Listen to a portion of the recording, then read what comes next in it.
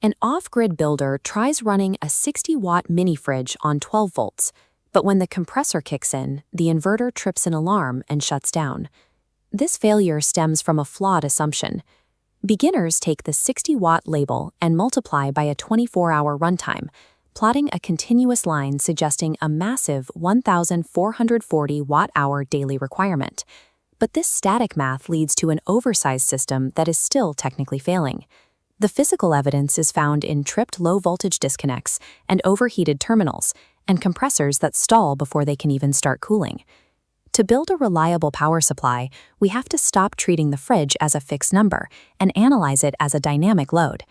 Accurate sizing requires us to calculate electrical demand sequentially, working backward from the appliance to the battery.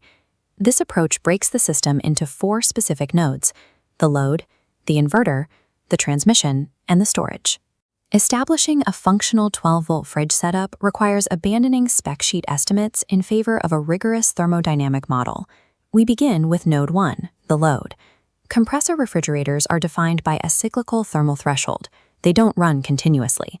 This is why we calculate the duty cycle, the actual percentage of time the compressor is mechanically active.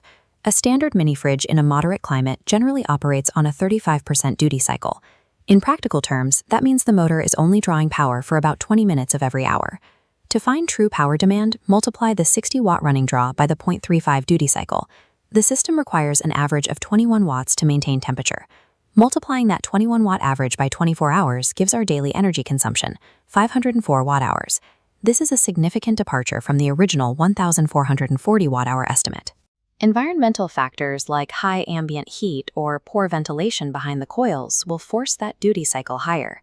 Integrating duty cycle math reveals that our daily energy baseline is 504 watt-hours, which reduces the required scale of our electrical storage by nearly 2/3 compared to the label wattage. Note 2 is the inverter. Converting 12-volt DC power into 120-volt AC power creates a thermal loss that must be accounted for. Most pure sine wave inverters operate at 85 to 92. For a fraction of a second, the 60-watt fridge will pull between 300 and 600 watts of power. If the inverter is undersized for this massive peak, you get repeated startup failures and complete system shutdowns. This is also why modified sine wave inverters are unsuitable. The irregular waveform generates excess heat that can permanently damage the motor. Engineering a reliable system requires sizing the inverter for this transient surge rather than the steady running load. Node 2 requires a pure sine wave inverter capable of absorbing a 600-watt mechanical surge while factoring in that 15% energy tax. Moving to Node 3, we address the inverse relationship between voltage and current. At lower voltages, the same power output requires higher amperage. Using the DC current formula, we see that a modest 120-watt DC load at 12 volts generates 10 amps of continuous current.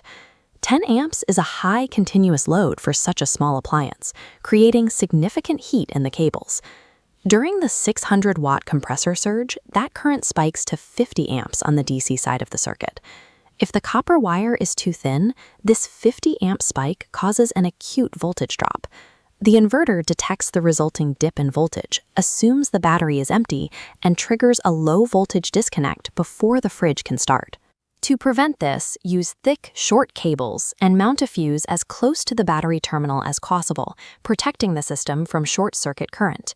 Proper engineering of Node 3 ensures the electrical path can deliver the current necessary to overcome the compressor's mechanical resistance. Note 4 is storage. We convert our daily watt-hour needs into amp-hours to determine the battery size. Dividing our 504 watt-hour requirement plus inverter losses by 12 volts gives us the minimum capacity required for a single day of runtime. However, there is a difference between a battery's total capacity and its usable capacity. Lead-acid batteries cannot be deeply discharged without sacrificing their lifespan, and they suffer from extreme voltage sag under heavy loads. LiFePO 4 batteries allow you to use almost 90% of their rated capacity safely. They also maintain a steady voltage even when hit with the 50-amp surge loads we calculated earlier. This stability is what keeps the fridge running overnight when solar charging isn't available to prop up the system voltage. Properly sizing Node 4 requires a battery chemistry that can deliver its rated capacity in the real world without suffering a voltage collapse. The fully populated 4-node schematic brings together the specific data points we've calculated. In Node 1, we calculated the true 504 watt-hour demand based on compressor duty cycles. At Nodes 2 and 3, we accounted for the 600-watt startup spike with high-surge inverters and properly gauged fused cables. And at Node 4, we selected a battery chemistry that can actually handle those deep discharges and surge currents. When these variables are accounted for, system shutdowns and startup failures are prevented. Success in a 12-volt system is found by mapping these dynamic physical requirements rather than relying on linear math. These calculations provide the theoretical foundation, but the final step is to verify them with physical measurements.